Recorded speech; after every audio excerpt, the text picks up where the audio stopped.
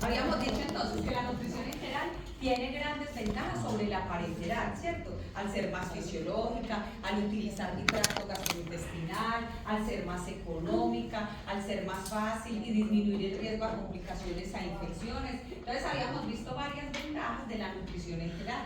Y cuando habíamos hablado de la nutrición enteral, entonces habíamos dicho que hay algunas contraindicaciones absolutas, quiere decir que está totalmente contraindicado, y relativas quiere decir que ya se evalúa de manera individual en cada paciente, ¿cierto? Entonces, definitivamente, en estos pacientes está contraindicada la nutrición enteral. En los pacientes que tienen el vómito persistente, como habíamos dicho, en quienes presentan una diarrea incontrolable, pero realmente son esas deposiciones diarreicas de 10, 15 deposiciones en el día por varios días, en personas con una hemorragia digestiva, porque primero hay que evaluar de dónde proviene la hemorragia digestiva antes de pensar en iniciar soporte.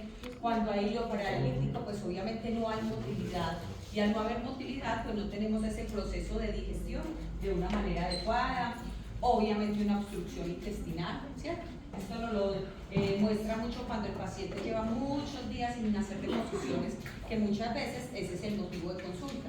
Lleva 10 días sin hacer deposiciones, o tienen un cáncer de colon que obstruía un poco el sistema digestivo, pero ya lo está obstruyendo totalmente.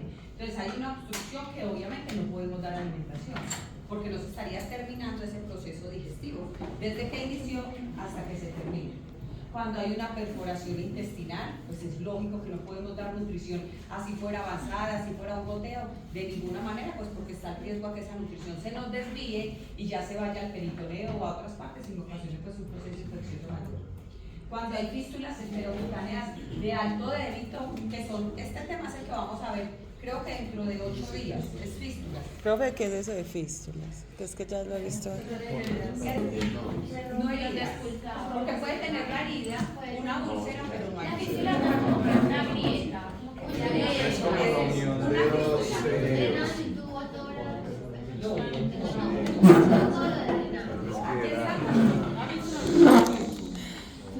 Si estamos hablando de tubos Deben escuchar, pues. Estos son ostomías, ya sean ostomías de mi sistema digestivo tipo gastrostomía, colostomía, yeyunostomía, que habíamos dicho que esas afectan mi conducto digestivo, o están las ostomías de la traqueostomía, del conducto atoras, que eso ya es totalmente diferente a mi alimentación, ¿cierto?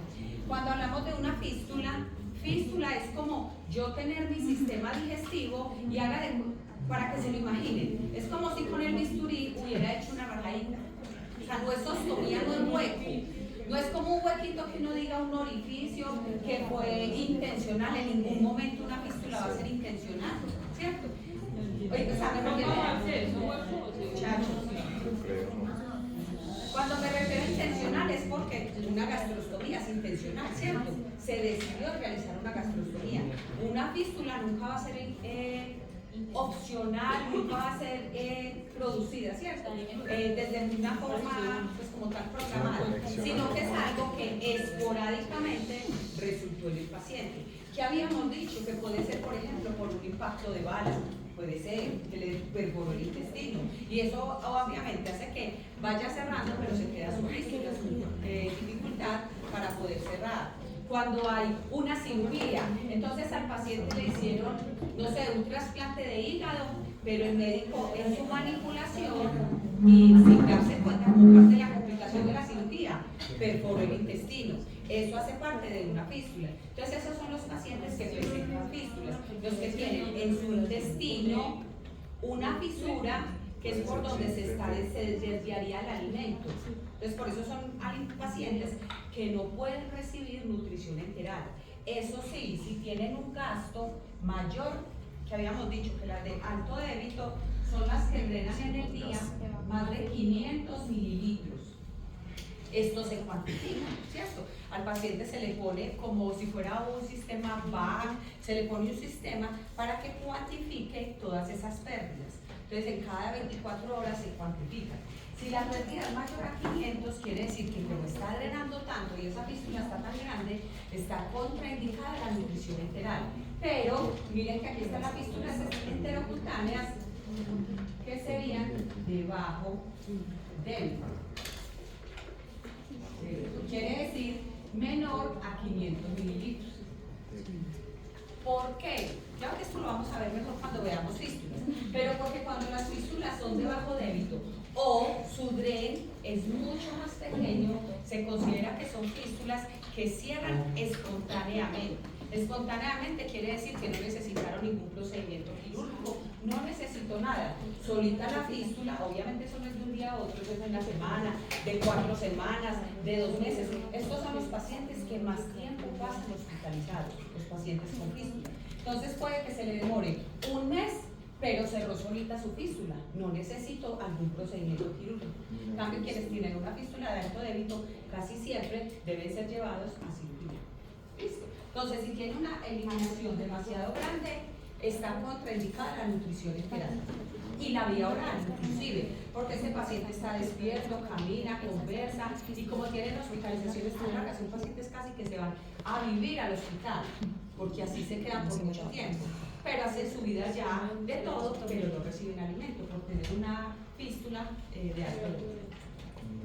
Y cuando hay una mala absorción grave, que esto está muy relacionado pues con la diarrea, ¿cierto? Si no hay buena absorción, obviamente con lo que consumo lo estoy eliminando, entonces estaría contraindicada la nutrición enteral.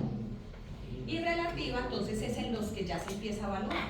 Quien tiene una fístula de bajo débito, quienes tienen una enfermedad inflamatoria, pero hay que mirar hasta qué punto es la inflamación y si con nutrición se puede manejar, que uno dijera, pongámosle una fórmula de bajo residuo. ¿Recuerdan cuáles son las fórmulas de bajo residuo? ¿Quién se acuerda? ¿Las qué? No, las oligoméricas no. Las que no tienen fibra. Las que no tienen fibra. Acuérdense que las fórmulas de bajo residuo son las fórmulas que no tienen fibra, que son las fórmulas que al no tener fibra enlentecen el paso por el tránsito intestinal, lo que ayuda a que haya una mayor absorción. Por eso es que cuando hay diarrea, por ejemplo, una fórmula de bajo residuo es la mejor opción. ¿Listo? Que son las Osmolife, de las que habíamos hablado hace 15 días, que lo teníamos en uno de los casos clínicos. Entonces, por ejemplo, aquí podríamos pensar en estas fórmulas, síndrome de intestino corto, pancreatitis, o sea que ya estas son relativas y se evalúan en cada uno de los pacientes.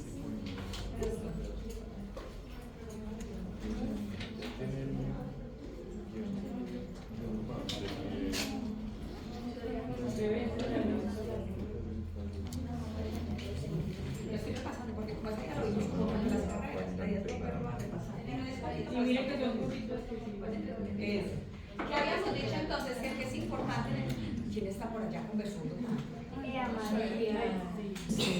¿Quién es que es Samuel o quién será? Por allá, por allá. ¿Qué decisiones debemos tener en cuenta a la hora de prescribir la nutrición enteral? Entonces, primero, ¿qué vía? ¿Cierto? Saber si es a estómago, saber si es a yeyuno, ¿cierto? Saber qué vía es la que vamos a utilizar para yo saber. Ya con eso voy teniendo en mente por qué fórmula me voy a ir inclinando, qué fórmula indicar, ¿cierto? Luego, ¿qué dosis pautar? Entonces, si la dosis trófica, ¿cómo le voy a aumentar? ¿Cómo voy a ir avanzando? Y luego, ¿cómo administrarlo? ¿Cierto? Entonces, a la infusión, que esa es la parte que vimos en el caso clínico hace 15 días, pero llegamos a un punto donde les voy a explicar, como quien dice, cómo le terminamos de dar desenlace a ese caso clínico de hace 15 días. Entonces, vayan recordando también el caso de hace 15 días, para que ahorita, como quien dice, le demos el desenlace. Hablamos de las vías de acceso, ¿cierto? Hablamos de las ondas gástricas, de las ondas que ya son entéricas, que llevan al intestino, y de las ostomías. Que habíamos dicho que era distinto la colostomía y la ileostomía. ¿Para qué es la ileostomía? Yo nunca se les olvida ileostomía y colostomía para eliminar. Y yeyunostomía o gastrostomía, que son para infundir la nutrición. ¿Listo? Los tipos de acceso, entonces dijimos que era algo que no es invasivo cuando es el pasar una sonda, pero esta tiene un tiempo máximo de 4 a 6 semanas. O sea que si el paciente lleva más de un mes con nutrición enteral por sonda y se prevé que va a durar mucho más tiempo porque continúa en UCI, o si es el que está hospitalizado y definitivamente no mejoró de su disfagia, o por el motivo que sea, si se prevé que se va a demorar mucho tiempo, se le realiza la gastrostomía, ¿cierto? Que a los 5 meses ya mejoró de su deglución y ya el paciente empezó a comer y le fue muy bien. Se cierra la gastrostomía y empieza a comer normalmente. Entonces el hecho de hacer una gastrostomía no es ningún problema que uno dijera, lo mismo que pasa con la traqueostomía desde la parte respiratoria. Cuando realmente no es posible extubarlos o mejorar ese componente respiratorio, se les hace traqueostomía. Si a los 3 meses empezó a respirar solito, se cierra la traqueostomía y ya, ¿cierto? Así pasa con la gastrostomía. Bueno, entonces habíamos dicho que era de 4 a 6 semanas y hablamos de manera general. Las no invasivas son las que son por sonda y las invasivas que son ostomías, ¿cierto? Que se considera invasiva pues porque requiere ir a procedimiento quirúrgico. En cambio la otra no, la otra en la habitación, en la cama, en la camilla se le pasa la formita. Bueno, ¿cómo escoger entonces el tipo de sonda? Entonces mirar las necesidades. Si es un paciente que en este caso va a pasar más de 4 o 6 semanas, si sí va a pasar más de 4 o 6 semanas, se le realiza una ostomía. Si no, se le realiza una sonda normal. Al realizar una ostomía hay que identificar el riesgo de broncoaspiración. Si hay riesgo, entonces es mejor de una vez que sea a yeyuno. Y si no hay riesgo, entonces puede ser gástrica. Algo muy importante, claro que ahorita está más adelantico, y es que nosotros desde nutrición, cuando vamos a evaluar el paciente, al otro día, por ejemplo, haberle iniciado la nutrición, algo muy importante que siempre que tenemos que mirar es la posición del paciente. El paciente siempre tiene que estar inclinado, con la camilla levantada. El paciente nunca puede estar plano, inclusive en la UCI, así el paciente esté acostado, siempre va a tener su inclinación. ¿Por qué? Porque eso nos va a ayudar a nosotros de nutrición, pues obviamente a que el alimento baje, ¿cierto? Haga todo su recorrido y no se devuelva hacia los pulmones para aumentar el riesgo de una broncoaspiración. Entonces eso hace parte de lo que nosotros, así como les dije, que siempre tenemos que mirar que la sondita, la marcación que le ponen, que la sonda siempre esté en el puesto, esté bien ubicada. De igual manera siempre tenemos que mirar que el paciente siempre esté inclinado. Porque pasa mucho, por ejemplo, cuando enfermería va y organiza la cama, le pone la sábana, todo y deja la camita derechita. Pero si el paciente va y se acuesta y se queda así derechito, que porque está cómodo, pero se le está pasando nutrición, es un riesgo muy grande de broncoaspiración. Siempre hay que inclinar la cama. ¿Listo? Por lo menos mientras se le pasa la nutrición. Yo creo que hasta aquí es lo que llegamos. Sí, ¿Cierto? sí.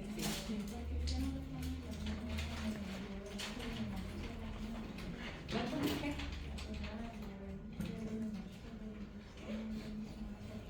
No, bueno, se le pone más a yeyuno que a duodeno, porque en el duodeno, como está tan próximo al estómago, tiene mucho más riesgo a devolverse. Entonces casi que estaría ubicada en gran parte del estómago. Porque las sondas, cuando es una sonda gástrica, sentadito en su habitación, enfermería se la pone y ya. Pero cuando es una sonda a yeyuno, o sea, una sonda avanzada, esa sí tiene que ser, es en el quirófano o en rayos X, donde se lo pongan y evalúen que realmente quedó bien ubicada la sonda. Entonces, si cuando queda el duodeno, como queda tan próximo al estómago, tiene un riesgo muy grande a devolverse. Entonces, por eso si avanza hasta el yeyuno, como para disminuir ese riesgo. Eso, hasta aquí fue que llegamos la semana pasada, donde habíamos visto entonces los tipos de sonda. Todos los equipos de nutrición, todos son morados. Entonces ustedes saben que el morado es el color de la nutrición. Por eso siempre en una hospitalización, que veamos una sondita morada, el catéter morado, todo lo que veamos moradito es porque es de nutrición. Eso ya se estandarizó y eso es a nivel internacional.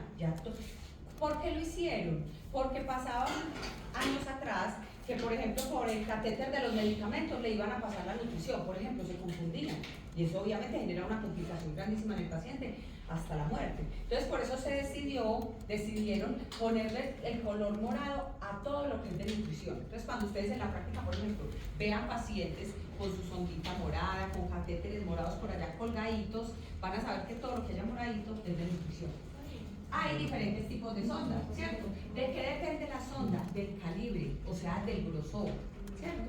El calibre, cuando es de una sonda nasogástrica, si es una sonda nasogástrica, tiene un calibre pequeño, pero cuando la sonda es avanzada a duodeno, es mucho más pequeñito, es mucho más delgadito, porque obviamente va a ir hasta el duodeno. ¿Cómo se miden los calibres? El calibre se mide en French. Entonces se dice que un French equivale, bueno, a 0.33 milímetros en este caso. Lo habitual es que esté para los adultos entre 8 y 12 French. ¿Eso de qué depende? Pues si de pronto es un adulto, es adulto, pero es delgadito, es pequeñito, o sea, de textura muy delgada, puede que se le ponga de 8 o de 10 French. Pero si es un adulto hombre, que es más grande, que de pronto es más acuerpado, puede que se le ponga una de 12 French. ¿Eso qué quiere decir? Que es la de 12 es un poquito más grande que la de 8, ¿cierto? Eso es lo que me está diciendo, es como el diámetro en este caso. Pero igual estas son las medidas para las ondas, en este caso de los pacientes. Profe, ¿y de 18 me puede Bueno, la de 18, para nutrición enteral no aplica tanto.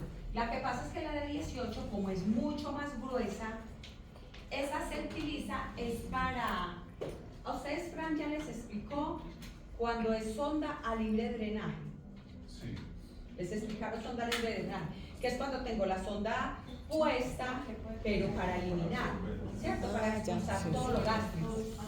¿Por qué? Porque tiene acumulación, porque tiene retención, tiene una distensión tan grande que todo lo tiene aquí. Entonces hay que ponerle una sonda, eso es como simular el vómito, ¿cierto? Porque es una sonda para drenar. Esas sondas son de un calibre mucho más grueso. Esas son más o menos las de 18, pero no para nutrición. Para nutrición son de 8 a 12 pesos más o menos en adultos. Las de 18, que ya son tan grandes, son para drenar, para eliminar. ¿Listo? Cuando dices una sonda a libre drenaje.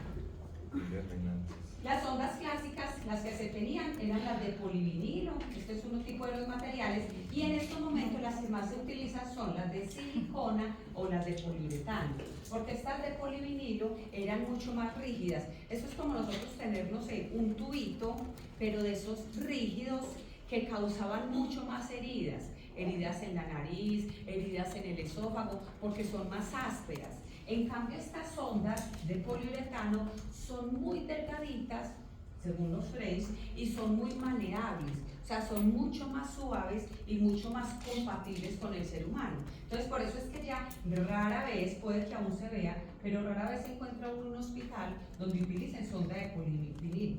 Ya en este momento se utilizan sondas de silicona o poliuretano, que son mucho más delgaditas. O sea, serían como, así como esta imagen, que son tan delgaditas que son muy fáciles de manipular y no irritan tanto, ¿cierto? Ni en la parte externa, ni tampoco en la parte interna, porque obviamente internamente pues también se estaría afectando. O sea que las de 18 son polivinilo. Las de sí, esas son muy rígidas. Las de 18 son de polivinilo y son para eliminar. En cambio, estas otras sí son para infundir la nutrición. ¿Listo? Esta máquina se llama una cángaro, ya ustedes la vieron en el video el que vimos hace 15 días, donde de manera general les mostraron cómo se pone la máquina. Esto no lo hacemos nosotros, pero debemos saberlo, porque si por ejemplo yo tengo, no sé, trabajo en atención domiciliaria, entonces voy donde un paciente que tiene soporte nutricional ambulatorio, pues, en el hospital, pues uno llama a enfermería y enfermería viene y la organiza. Pero si estamos ambulatorios y de pronto el paciente nos pregunta, pues que uno de manera general por lo menos sepa cómo se manipula la máquina. Esto es algo pues que uno así no se lo va a aprender en estos momentos, pero que por lo menos sepamos que hay una máquina y que si dado el caso llegar a utilizarla, pues como vieron en el video, es fácil de manipular. ¿Cómo se llama esa máquina? Cángaro, Cángaro. así se llama.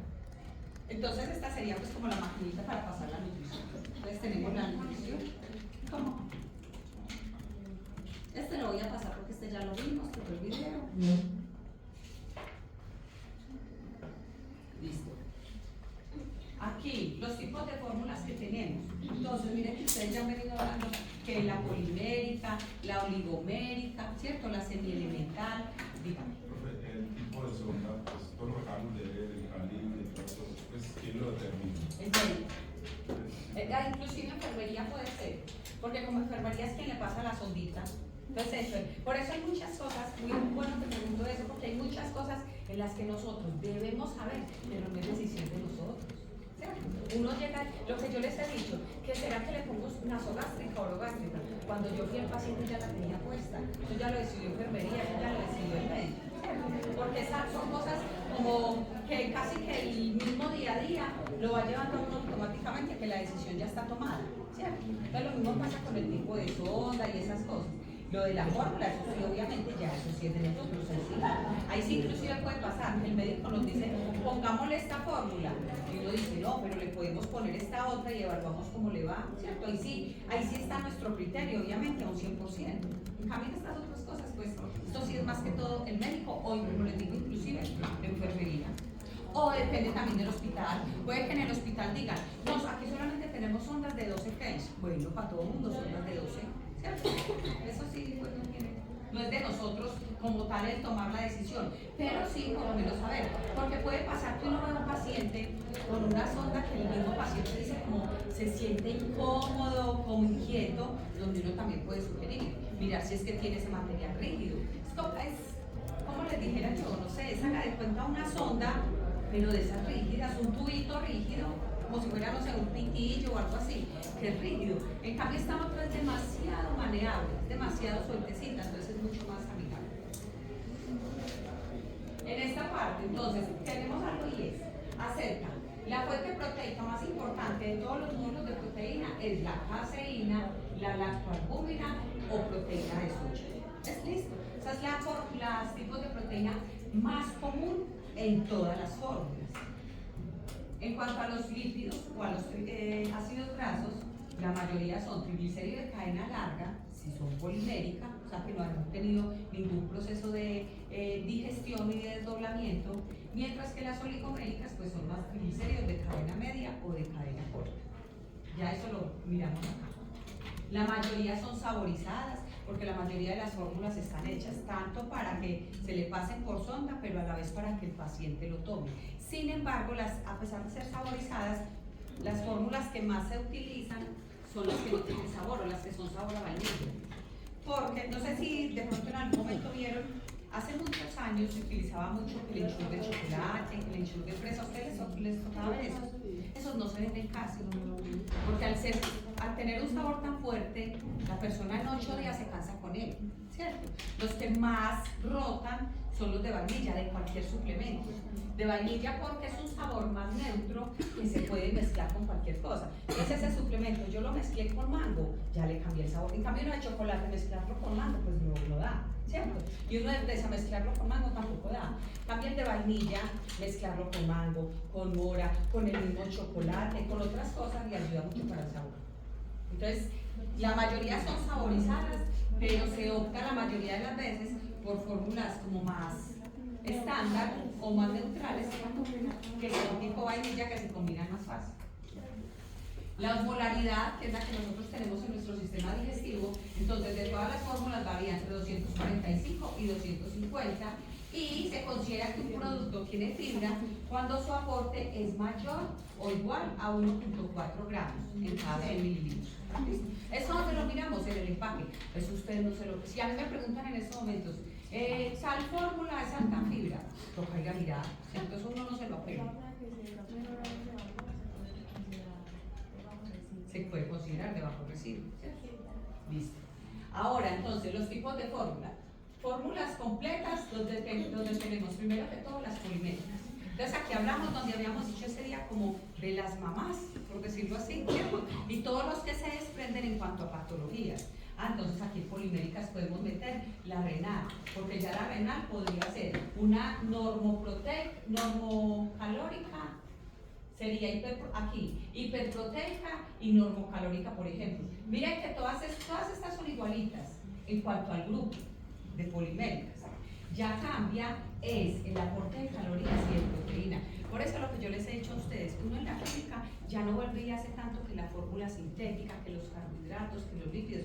Obviamente si hablo de un diabético sí, si estoy hablando de una dieta vía oral, pero cuando estamos hablando de soporte, uno se enfoca es en calorías y en proteína, porque esas dos son como las más importantes, siendo las otras también, pero esas dos son las que yo más calculo, porque son las que me ayudan como a determinar qué fórmula voy a utilizar. Entonces, si tengo una normocalórica hiperproteica, yo puedo, estoy hablando de una renal. Estoy hablando de una normocalórica hipoproteica, estoy hablando de una renal, pero prediálisis, por ejemplo.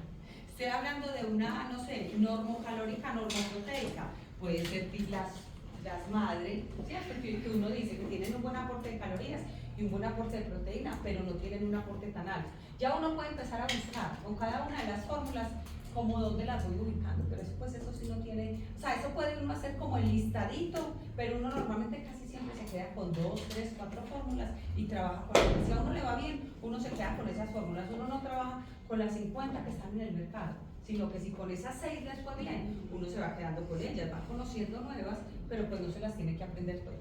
Pero que es lo importante, saber que están las poliméricas, quiere decir que no han tenido ningún desdoblamiento ni de proteína, ni de carbohidratos, ni de lípidos, nada. ¿Listo? Esta es la fórmula estándar. Ahora tenemos las oligoméricas, que esas sí tuvieron un proceso de desdoblamiento. Entonces, al ser oligoméricas, eso lo que me está facilitando es el proceso digestivo. Quiere decir que estas fórmulas oligoméricas son para personas que tienen patologías en su sistema digestivo, como cuando uno habla ya de una pancreatitis, por ejemplo, o de una mala absorción, no grave como la que vimos ahora como contraindicación absoluta, pero una mala absorción, o una enfermedad de Crohn, cuando hay diferentes patologías que me afectan mi sistema digestivo, donde ahí está la absorción, que uno dice, es mejor darle, como quien dice, la proteína, en lugar de darle la proteína, le doy los aminoácidos, para que así el cuerpo no tenga que hacer ningún proceso de absorción y automáticamente absorbió sus aminoácidos. ¿Sí me hago entender? Sí. Sí. Lo mismo pasa con los lípidos o con las grasas. En lugar de darle triglicéridos de cadena larga, de aceite de soya, de aceite de pescado, yo le estoy dando son triglicéridos de cadena media, triglicéridos de cadena corta, para que así no tenga que hacer ningún proceso, sino que automáticamente se absorbió. ¿Listo? Entonces, ¿qué son las oligoméricas? Son fórmulas que ya están digeridas previamente en el empaque, de modo que cuando la persona lo consume, pues automáticamente se absorbe. O sea, puede tener mala absorción y ese mismo llegó y se absorbió, porque es que finalmente no tuvo que hacer ningún proceso de desdoblamiento. Sí, sí, me va a entender. Listo. Profe, por ejemplo, así oligoméricas, puede haber, cuando le llegue un paciente como a conducta externa, Sí. y se le puede mandar una vía oral, como que él tenga, por ejemplo, mala absorción. Claro. Por ejemplo, alguien que necesite oligomérica puede ser alguien con enfermedad de Crohn, ¿cierto? Entonces me llegó a consulta alguien con enfermedad de Crohn, va a su consulta normal, es un paciente que está muy bajito del peso, que todavía sigue con desnutrición pero viene en mejoría. Entonces yo en la consulta digo, no, este paciente necesita seguir tomando suplementos. Yo le programo una oligomérica sin ningún problema. ¿Qué es lo importante? Tanto con estas fórmulas como con lo que hemos dicho siempre, y es que la fórmula que yo le voy a programar, yo tengo que tener un diagnóstico claro, que es del que me voy a pegar para justificarlo en el PIB. Recuerda que eso se los he dicho. Yo siempre tengo que tener un diagnóstico, que yo diga, ay, no es que este paciente me da susto, no sé, porque le hicieron una cirugía gástrica, me da susto y le voy a mandar una oligomérica. No. Si no tiene un diagnóstico de base donde diga este paciente es para fórmula oligomérica, no se lo puedo mandar. ¿Dónde me doy cuenta? En la ficha del producto. Uno de los más conocidos como fórmula oligomérica es el peptamen. ¿Ustedes han escuchado hablar del peptamen? Es que estos no lo escuchan casi, ¿cierto? Porque estos no son tan rústicos, esto ni siquiera rara vez lo venden en el supermercado o en las farmacias. Por ejemplo, el peptamen es un oligomérico. Una fórmula oligomérica. Entonces uno dice, o sea que yo a qué paciente le programo peptamen. Cuando yo me fijo en la ficha técnica del peptamen, ahí dice la indicación. Inclusive en la misma latica dice, en el mismo empaque, dice indicación para paciente con 2 puntos. Y empieza. Entonces, ¿mi paciente tiene alguno de todos los que hay ahí? Sí, me aplicó para la fórmula. Y por eso es con lo que lo justifico, ¿cierto? Pero resulta que yo dije, ay, no es que mi paciente tiene, volvemos a lo mismo, no sé, cualquier problema digestivo, pero no me aparece en esas indicaciones, ya esa no sería la forma para justificarlo, porque entonces de qué enfermedad me voy a pegar yo para poderlo justificar ante NIPS, ¿cierto? O ante el INVIMA en este caso. Entonces, cuando yo utilizo siempre cualquier fórmula, yo lo que me debo fijar es ¿qué me dice la ficha técnica o qué me dice el producto? Hay una partecita que dice indicaciones. Entonces en indicaciones me aparece la listica de enfermedades. ¿Listo? Entonces, por ejemplo, el peptamen fue el que utilizaron ustedes en el libro clínico, pues como una fórmula oligomérica. en el que tuvimos la vez pasada de pancreatitis, ¿cierto? O sea que en este caso es como si hubieran, ya tomándolo como nombre comercial, tomaron el peptamen, porque en el peptamen dice que está indicado para pacientes con pancreatitis. Ya ahí lo justifiqué. ¿Listo? Entonces siempre lo importante es que tenga una enfermedad relacionada para uno poder justificar. Por eso estas no son tan comunes. ¿Listo? Pero si tengo un paciente hospitalizado con malabsorción o con alguna alteración de su sistema digestivo, yo ya puedo pensar entonces en una oligomélica. Bueno, estas otras, las monoméricas, quiere decir, esta tiene la proteína intacta, esta la desdobló en aminoácidos. Esta en cuanto a proteína continúa siendo aminoácidos, porque aminoácidos es como la mínima expresión, por llamarlo así, la mínima expresión de las proteínas para que se absorban, ¿cierto? Eso en cuanto a proteína. Si lo miramos en cuanto a grasas, aquí tenemos el aceite de pescado, el aceite de soya, el aceite normal. Aquí tenemos solo triglicéridos de cadena media o de cadena corta, o sea que aquí pueden haber de cadena larga. Y aquí solo tenemos triglicéridos de cadena corta, o sea que ya mejor dicho, su trabajo digestivo es nada, porque aquí todo le llegó totalmente hidrolizado, totalmente sintetizado, donde realmente su proceso de absorción es mínimo, o sea, realmente no tiene que hacer casi ningún proceso de absorción para poder recibir los nutrientes. Estas fórmulas son muchísimo más escasas. Por ejemplo, una de ellas se llama monogeno, por poner el ejemplo de alguna. Profe, ¿y cuál era el ejemplo con esa? De esta. Del mono, sí, monomérica. No, entonces, si hablamos de proteína, aquí hay proteína, aquí ya se desdobló aminoácidos y aquí siguen siendo aminoácidos. O más puntuales, ¿o qué? O todos los aminoácidos. Ah, sí, el aporte serían todos los La aminoácidos. diferencia es que en los demás pueden haber de triglicéridos medios, pero aquí ya solo son cortos. Eso, entonces, Pero es lo mismo. en proteína aquí está la proteína, aquí ya pasó aminoácidos porque ya están más hidrolizados y aquí siguen siendo los mismos aminoácidos. Si lo miramos en cuanto a grasas, pues aquí está el aceite de pescado, pues cualquier aceite, ¿cierto? Aquí solo hay triglicéridos, o sea, triglicéridos de cadena larga, pueden haber. Larga, media, corta, cualquiera. Aquí solo hay triglicéridos de cadena media o cadena corta. Uno de los dos. Aquí solo hay triglicéridos de cadena corta. O sea, ya volvemos a lo mismo, a su más mínima expresión para poderse absorber en este caso. Entonces, el monogen es mucho más hidrolizado que la oligomélica. Y la oligomélica es más hidrolizada que la polimélica.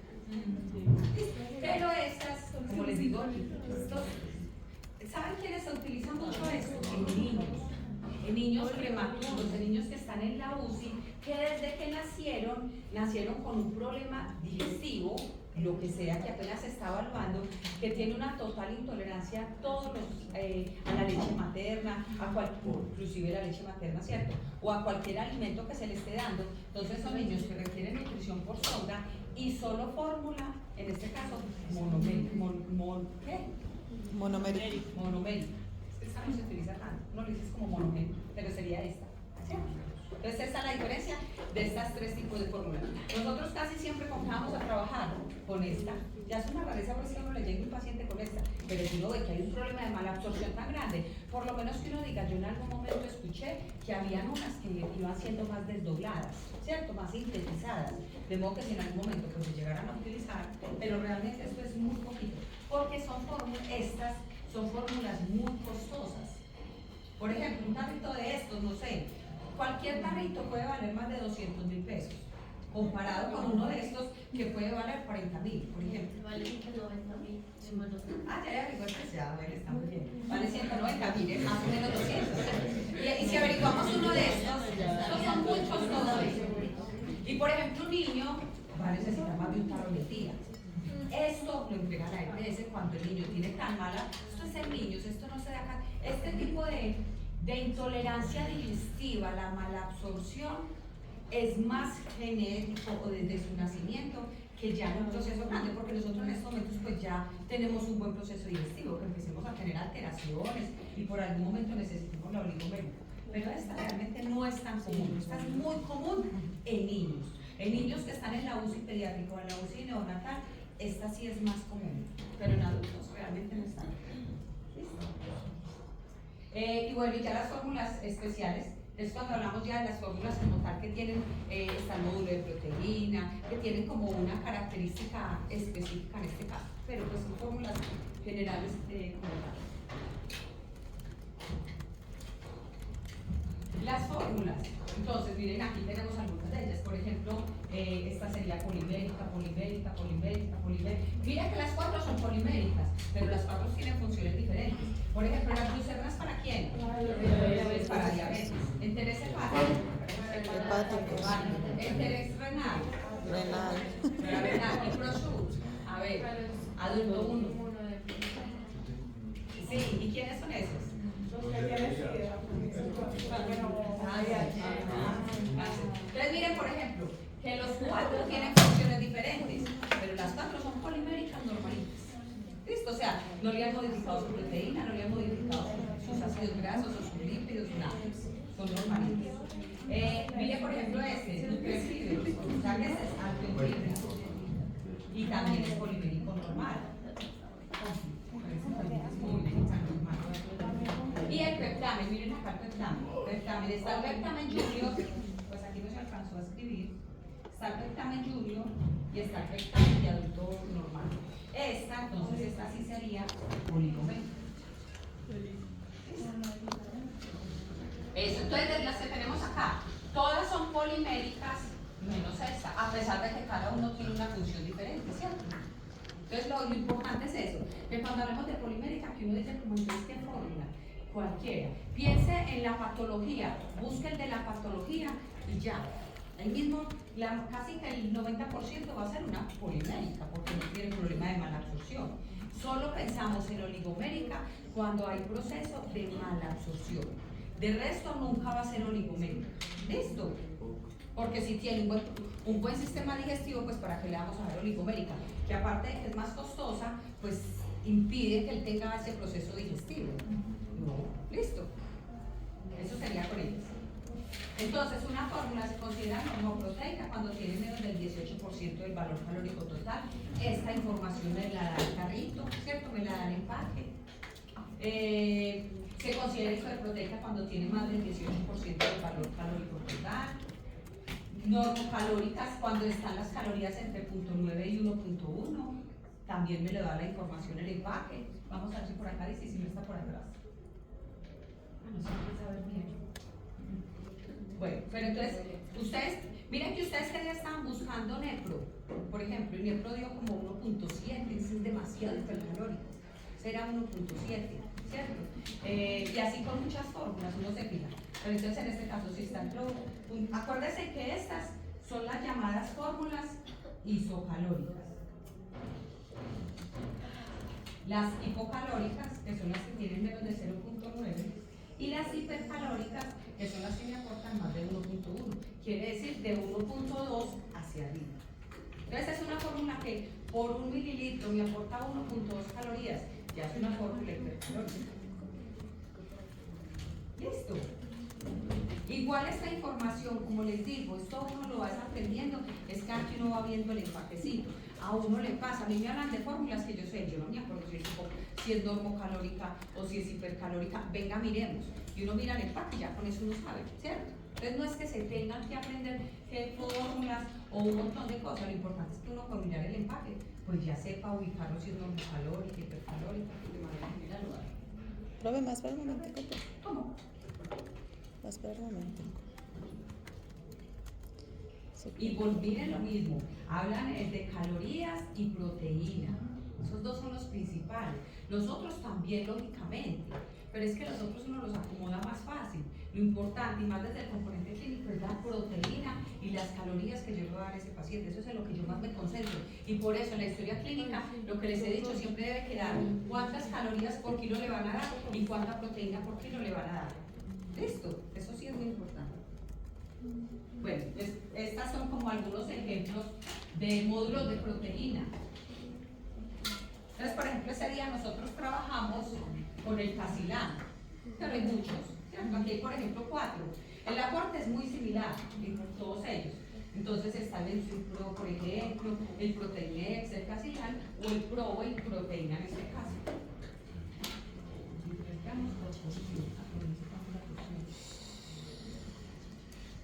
Todos tienen cucharita diferente, cucharita medidora. Entonces eso es muy importante cuando uno les mira la información, porque algunos tienen una cucharita muy pequeñita de 3 gramitos, otros tienen una cuchara de 5, otros pueden tener la cuchara de 10.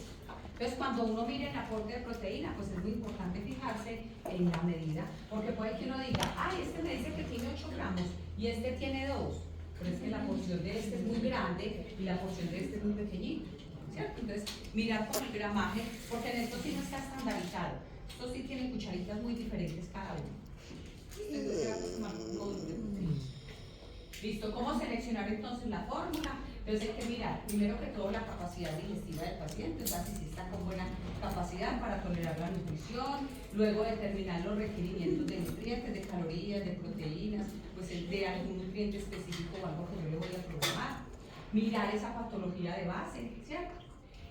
Miren lo que dice, que paciente desnutrido inicial con siempre que nos digan fórmula estándar, se refieren a fórmula polimérica, es lo mismo.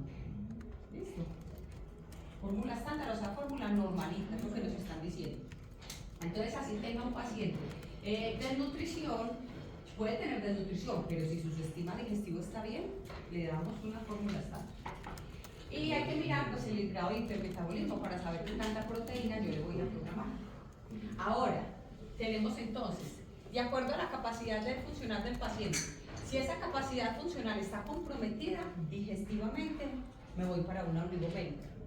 Pero si ya de entrada sé que digestivamente está perfecto, que él entró fue por una, no sé, una neumonía, o entró fue por una fractura craneoencefálica, pero su sistema digestivo está bien, entonces son pacientes que no van a necesitar esto. Ya de entrada sé que no tiene ningún compromiso en su sistema digestivo, entonces me voy para una polimérica normal. Ya miro, si necesita una fórmula especial, quiere decir una fórmula específica para la patología. Ah, entonces este es renal, este es hepático, este tiene cáncer, si me voy para alguna fórmula específica, o si le pongo las poliméricas normales, o también si necesita oligomérica, si necesita pues monogeno, cualquiera de ellos. Me voy entonces para una polimérica. Y según la enfermedad, yo ya miro por qué tipo de proteína me voy, que esto ya ustedes lo deben tener claro, que es donde dice, tiene altas necesidades calóricas, tiene una dieta insuficiente o tiene desnutrición, que necesitan una fórmula estándar. Pero a su vez, si necesitan una saciedad precoz, si tienen una saciedad precoz, personas que se llenan muy rápido, yo voy a inclinarme por una dieta hipercalórica, de tal manera que con poquito volumen me recibe mucha nutrición, ¿cierto? Entonces le doy poco volumen, pero su aporte nutricional es alto. Entonces me voy o con una fórmula estándar, o sea, con una fórmula isocalórica, o ya, si veo que su contenido energético es mucho más alto, me voy para una hipercalórica. Mire, si hay restricción de líquidos, también obviamente una hipercalórica, porque le doy muchas calorías con muy poquito volumen. Ahora, ya cuando hablamos acá de los pacientes críticos, que tengan estrés metabólico, que tengan una cirugía, que aumentan las necesidades proteicas, como nos pasa a nosotros, que miren que su aporte es muy alto, pues de una me voy para una hiperproteica. Si tiene altas pérdidas, si tiene una quemadura, si tiene fístulas, porque la fístula genera mucho desgaste, úlceras por presión, cualquiera de ellas, entonces me voy de una para una hiperproteica. Si tengo enfermedad inflamatoria intestinal, algo relacionado con el sistema digestivo, entonces ya miro si me inclino a una que tenga alto aporte de fibra soluble o si me voy para una que tenga alto aporte de fibra insoluble. ¿Listo? Si tiene una enfermedad neurológica de larga evolución que me esté afectando mi sistema digestivo y esté generando deposiciones diarreicas, mala absorción, pues más fácilmente me voy para una alta fibra. Entonces mire que aquí nos están hablando. ¿Yo en qué me voy a concentrar? En calorías, en proteína, y pues ya fibra si hay algo digestivo, pero calorías y proteína. A mí las fórmulas, por lo general no me salen fórmulas bajan grasa, bajan carbohidratos, altan carbohidratos, casi siempre se concentran en calorías y en proteína. ¿Listo? Profe, ¿a qué era lo que se refería con grado de hipermetabolismo? En el D. ¿En el qué? En el La de, mira, Acá. sí. No, aquí a lo que se refieren es, si es un paciente que tiene, como quien dice, alto gasto energético en este caso y alto requerimiento proteico. Este grado de hipermetabolismo viene siendo esto. Aquí. Este alto grado de hipermetabolismo viene siendo estos pacientes. Pacientes con cirugía, pacientes quemados, pacientes politraumatizados, pacientes en UCI que al tener un alto requerimiento de una van para una dieta hiperproteica. Por eso es que en UCI yo casi siempre utilizo, pues en UCI siempre se utiliza, es hiperproteica, porque su requerimiento proteico siempre es alto. ¿Listo? Pero esto es metabolismo, por eso me llamó la atención. No catabolismo, sino metabolismo. Ya casi lo vamos a hacer. Son las dos cosas. Se dice de las dos maneras. Diga. No, sino que es. Pero también se le puede decir, pues, hipercatabolismo. Estrés severo. Eso, es que muchas veces uno ve como términos diferentes, pero es lo mismo. Se refiere a lo mismo. Lo mismo que pasa con fórmula estándar, o fórmula normocalórica, o fórmula isocalórica, es lo mismo. Listo, viene siendo lo mismo. Solo que son pues como diferentes términos que le ponen, pero ya uno aprende pues que son los mismos.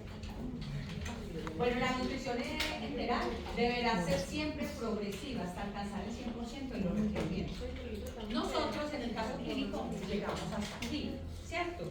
Todo, primero, como para hacerles la aclaración de lo de hace 15 días, recuerden que ustedes la historia con la que hicimos, ustedes pusieron el día 1, el día 2 o día 3, que porque lo iba a ver al día 3, día 5, ustedes lo hicieron así, pero uno en una historia nunca lo ponía así, porque yo no sé el día 3 cómo va a estar. Aquí fue por hacer el ejercicio, ¿cierto? Uno en la historia que pone, día 1 y ya. Si pasado mañana vengo y está todo perfecto, le pongo lo que le iba a poner de día 3, ¿cierto? Pero yo desde hoy no puedo decir, vea, día 1 esto, día 3 esto y día 5 esto. No. ¿Listo? ¿Eso fue aquí? Eso. Entonces tenía pensado y dije, igual les digo que uno no sabe, ¿cierto? Pero entonces tengámoslo presente. Eso es aquí y lo mismo vamos a hacer con la parenteral. El día 1, el día 2, el día 3. Pero es solo aquí por hacer el ejercicio. Ustedes solamente ponen un día, el día de hoy, porque no sabemos mañana cómo va a estar. ¿Listo? Eso es lo primero. Entonces, ustedes con la nutrición pusieron el día 1, día 3 y día 5, o día 1, día 2, día 3, es lo mismo. Alcanzaron el requerimiento al día 2 o al día 3 más o menos. Recuerden que uno tiene más o menos de 48 a 72 horas, es como lo estimado para yo alcanzar a cubrir ese requerimiento. Pero una vez yo cubro el requerimiento, por ejemplo a ustedes les di un goteo, vamos a hacer aquí un ejercicio. Alguno que tenga por ahí un caso, el de los que hicimos hace 15 días, que lo tenga en la mano. Profe, de los casos. Alguno que tenga por ahí un caso clínico a la mano, de los que hicimos hace 15 días.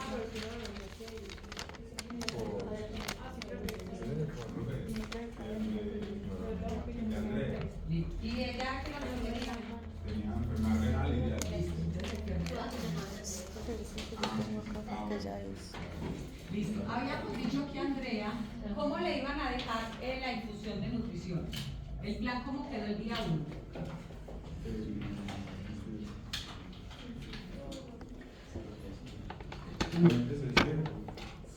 Demora 6 horas. Con la tolerancia, con la Sí. pero ya cuando se cumplió, todo quedó el 33 ese. ¿Eso fue para el día 2 o para el día 3? Ya para el 3. Perdón. Bueno, el día 3. Eso es el 1, el de arriba. Eso es después de Ya para el 3, Listo. 33 ese por 21 horas. Porque se le va a administrar módulo de 3 horas. Más un módulo. Listo. ¿Cuánto de módulo? 26 ese por 3. 26. No. Sí, 26 ese. 56. No. 26. O sea, 26, 26 y 26. Bueno, entonces da 20, 40, 60. Bueno, como pusieron 26 cc por hora. Por 3 horas. Así lo pusieron. Hasta ahí llegaron, ¿cierto? Hasta ahí hicimos. No, que se hasta ahí. Bueno, Aquí ya como para terminar el caso. Listo, lo mismo va a aplicar en el de ustedes.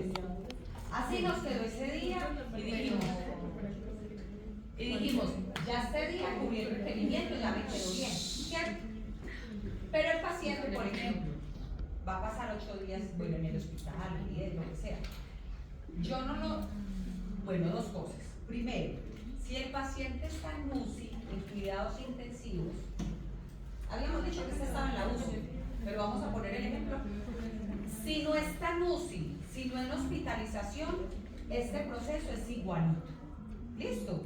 O sea que este proceso aplica para UCI, para una hospitalización normal, hasta aquí. ¿Listo? Lo mismo. Ahora, si el paciente está en UCI, como está mucho más delicado, tiene más medicamentos, está mucho más propenso a alguna complicación, en UCI es muy habitual que uno lo deje así por los días que está en UCI. Quiere decir, se quedó 8 días más en UCI, hay como que sí, como que no, pero más o menos estando estable. 8 días se quedó con esta prescripción, la toleró muy bien y le fue perfecto, ¿cierto? Asumiendo que todo está muy bien. Pero si está en una hospitalización, como el paciente en hospitalización ya está mejor, ya conversa, ya puede que camine, tiene una nutrición enteral, pero puede que el paciente esté bien, o así esté acostadito en cama, ya no está en ese cuidado crítico, sino que ya está mucho más recuperado, ya puede estar en la UCE, o sea, en la unidad de cuidados especiales, quiere decir que ya se está mejorando.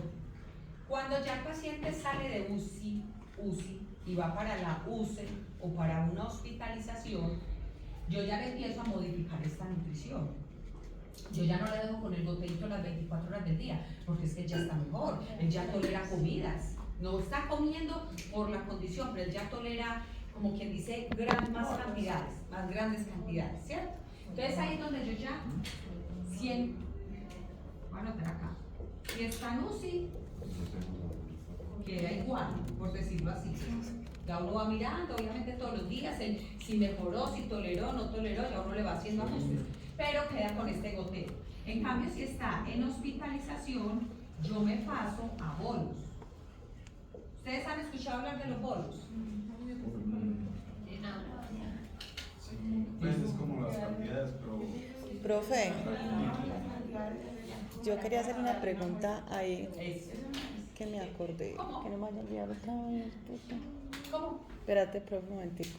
Entonces, Siga. aquí, en una hospitalización, sea UCI, como acá también, me paso a bolos, quiere decir, yo ya esta persona, ya la estoy volviendo a llevar a su ritmo normal, porque el paciente va mejorando. Ya me acordé. Profe, es que haciendo el ejercicio también me quedó esa duda ahí donde lo que estás diciendo. Cuando ya digamos al 5.º día se le pasó en las 21 horas, los 33 cc más el módulo de proteína, a mí me quedó la duda después de ahí, ¿qué? Eso es lo que vamos a terminar hoy. Eso es lo que estamos terminando. Si está en UCI, así se queda.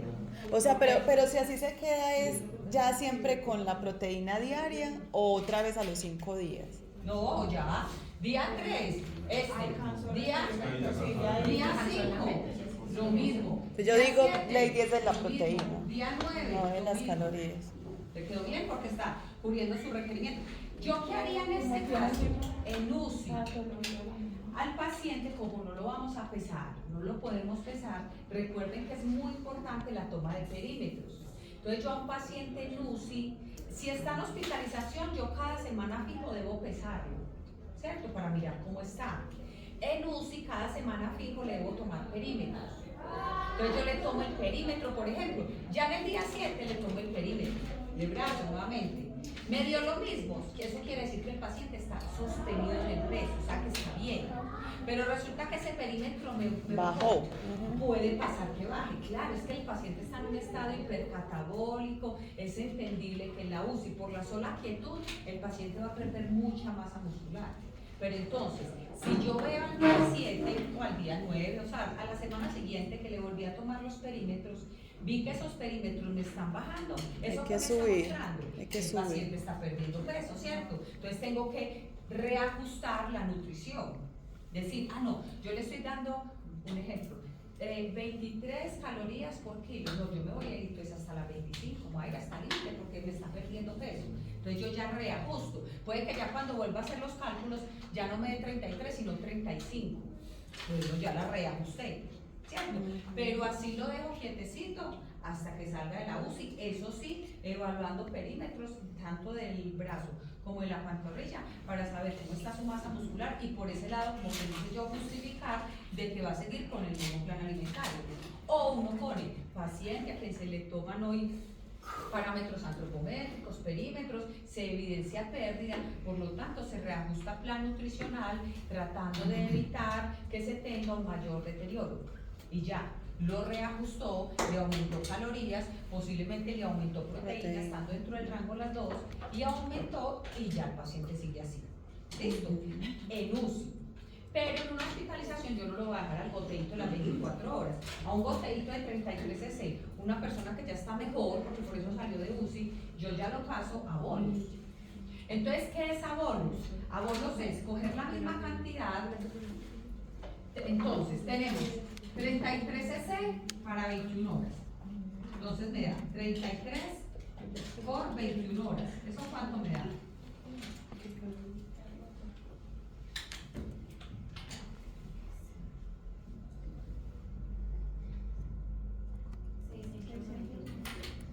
Porque está poquito. Porque ese paciente era renal y la fórmula que Sí, la fórmula era hipercalórica. 600 qué? Haz que verdad que este tenía 1.7 Y aparte de eso, está lo del módulo también. Sí, mililitros para 24 horas. Para 21 es, A 21. no es 693. Listo, entonces me dio 697 mililitros. O sea que ya los mililitros de hora los volví, me devolví para el día, ¿cierto? Ya volví a mirar cuánto era en el día. Cuando yo voy a pasar la nutrición a bolos, entonces eso quiere decir que yo ya le voy a empezar a tener el comportamiento de la alimentación, como quien dice, desayune y descanse. Tome media mañana y descanse. Tome el almuerzo y descanse. Solo que ese desayuno, almuerzo, cena es fórmula, ¿cierto? Entonces, por ejemplo, le voy a dar para irlo haciendo pequeñito, o sea, entre más comiditas le dé, va a ser mucho mejor, porque todavía apenas estoy ajustando su capacidad gástrica, todavía no le puedo dar volúmenes muy grandes.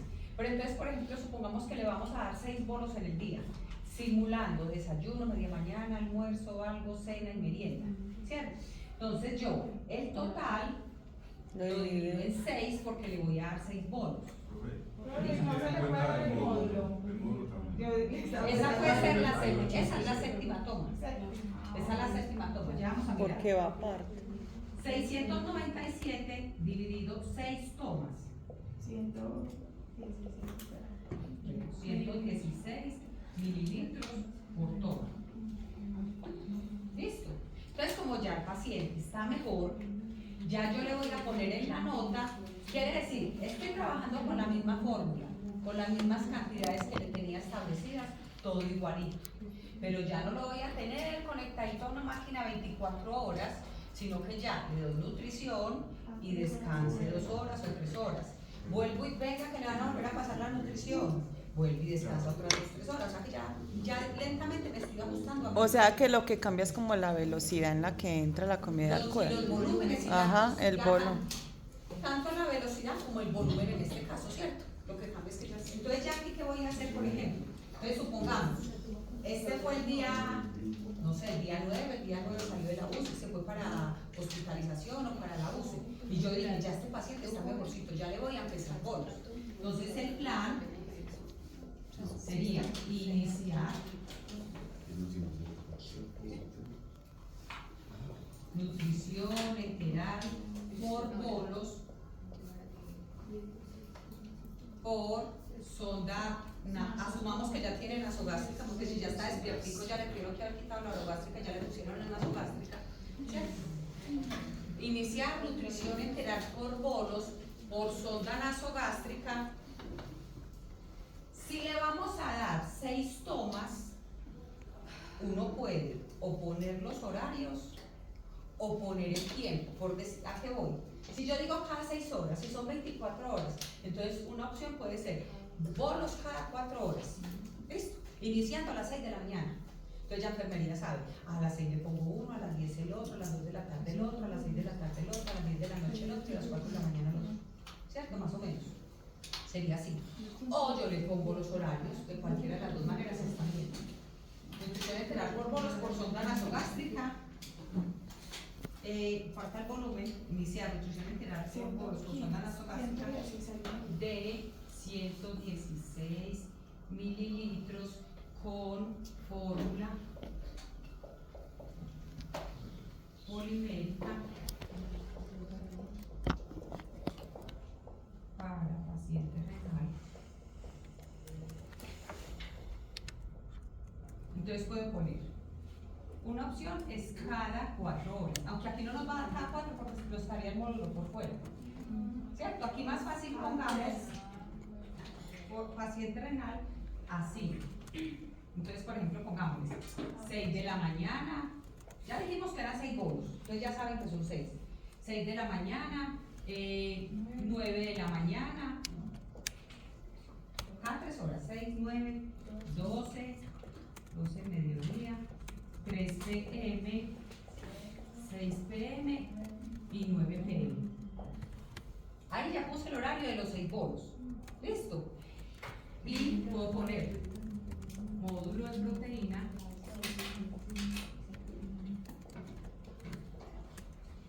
eh, 20, 40, 60, 78 cc a las 12 de la noche.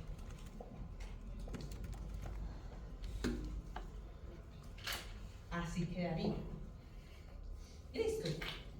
¿Con qué fin uno va haciendo esto? Con el fin de que el estómago pues vaya recibiendo cada vez más cantidades y se vaya acostumbrando más a mi ritmo habitual. Puede que en una semana yo ya diga, ay no, este paciente se le está dando nutrición hasta las 12 de la noche, ya pongámosle bolos más grandes. ¿De cuánto pueden ser los bolos? No hay una medida establecida, pero imaginémonos a lo que nosotros comemos. Si nos tomamos un vaso de jugo, ¿cuántos mililitros hay ahí? 200, 250, 300. Entonces, si el paciente se va recuperando, aquí porque hay muy poquito volumen, pero si el paciente se va recuperando y resulta que aquí me dio 1500 y le tengo que poner bolos de 300 cc, no hay problema. Pues que uno dijera de pronto que es mucho, porque aquí estamos hablando de muy poquita cantidad, no hay problema. Imaginémonos ese bolo como si fuera lo que nosotros comemos, porque lo que queremos es que ese cuerpo ya se vaya acostumbrando a recibir el alimento, pero en unos horarios específicos. ¿Qué pasa con estos bolos? Yo puse que a las 6 de la mañana, enfermería programa entonces la máquina a las 6 de la mañana que le pase un bolo de 116 y ese bolo por lo general pasan 20 minutos, media hora máximo. Entonces, a las 6:30 de la mañana ya terminó la nutrición. Ya el paciente se queda sin nada, de 6:30 a 9 que vuelve y empieza. A las 9 vuelve y empieza, a las 9:30 más o menos terminó, ya se queda sin nutrición hasta el mediodía. O sea, ya lo estamos acostumbrando a que coma y descanse, coma y descanse.